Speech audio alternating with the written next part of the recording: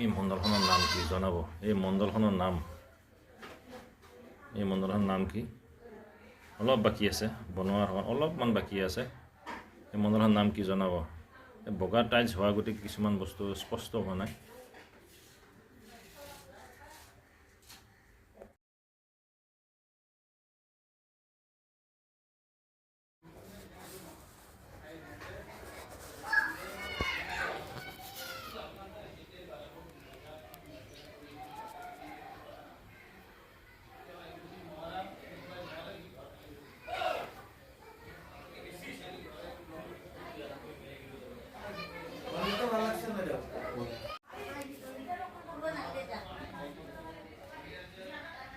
এই মণ্ডলখনৰ নাম কি জনাব।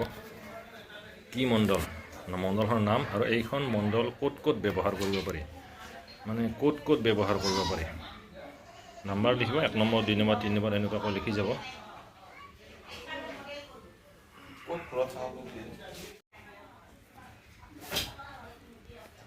এইখন মণ্ডল ক'ত ক'ত ব্যৱহাৰ কৰিব পাৰি, কি কি পূজাত ব্যৱহাৰ কৰিব, ক'ত ব্যৱহাৰ হয়। 1 নম্বৰ 2 নম্বৰ 3 নম্বৰ এনেকুৱা লিখি যাব। আৰু শুদ্ধ অনুচাৰ দিয়াজনক বিশেষভাৱে স্বাগতম জনাওঁ।